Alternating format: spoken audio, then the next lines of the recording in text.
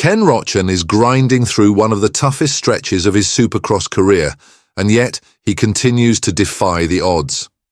Speaking candidly after his return to the podium at the Philadelphia Supercross, Roczen didn't hold back about the toll this season has taken. "I've been pretty pissed off, not in the greatest mood in general, because during the week I feel like I'm not doing anything, and then I show up on the weekend and I'm just bumming around," Roczen admitted. "It's frustrating because my year was going well until it wasn't."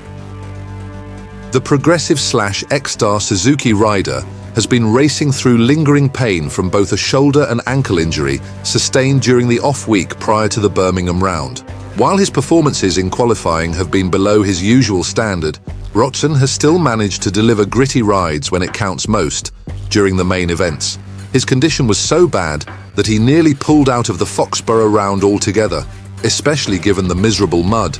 But Roczen pushed through, even flirting with a podium despite everything stacked against him. 1 week later in Philadelphia, he finally got back on the box, taking third after leading a large portion of the main event. It was his first podium finish since his emotional win in Daytona. The night didn't start smoothly for anyone. Round 13 at Lincoln Financial Field opened with chaos. Shane McElrath and Aaron Plessinger collided heading into the first corner, pushing several riders wide, including championship leaders Chase Sexton and Cooper Webb. That opened the door for Justin Barcia to snag the hole shot on his Rockstar Energy gas machine, with Roczen right behind him. When Barcia overshot a berm on the first lap, Roczen inherited the lead and controlled the race for more than half of the main event. Both Webb and Sexton, delayed by the opening turn incident, had to work their way through the pack before eventually getting around Roczen. Still, Kenny held firm for a solid third-place finisher, hard-earned result, and a clear sign of his determination. Reflecting on his mindset mid-race, Roczen said, "While I was leading there, I didn't care about anything. I was just riding." He then described the added difficulty of racing with a right ankle injury on a track that demanded strength in exactly that area. "This track was a big problem for me because it had 5 right-hand turns and 2 left-hand turns, and it is my right ankle," he explained. "I think if the track was a little more in my favor, as in not so many right-hand turns, I could rely a little more on my left leg and push it more."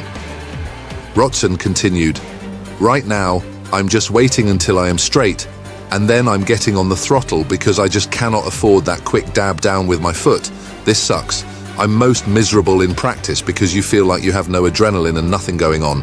When the races come, I'm usually always fine to go out and send it a little bit, but in practice, I'm frickin' miserable. I don't even want to do it." Despite the setbacks, Roczen continues to prove that toughness and experience can still carry him to top results. His performance in Philadelphia showed that even at less than 100%, he remains a serious threat. Meanwhile, over in Europe, there's positive news for fans of Jorge Prado. After a devastating shoulder injury suffered in a dramatic crash during round 3 of the AMA Supercross season in Anaheim, the reigning MXGP world champion is officially back on the bike. The crash, which flung Prado into the safety nets and resulted in a dislocated shoulder requiring surgery, abruptly ended what had been a promising US debut. Now, 3 months later, Prado is back in training and focused on his next major target, the opening round of the AMA Pro Motocross Championship on May 24th. While it's still unclear whether he'll return at full strength, getting back on the bike is a major step forward in his recovery.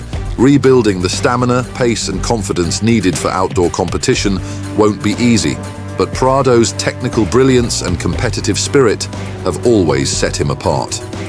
After stepping into the US racing scene, the Spanish sensation is determined to show he's just as capable outdoors in America as he's been in Europe. The coming weeks will be critical as he ramps up toward a potential comeback that could shake up the pro motocross title fight.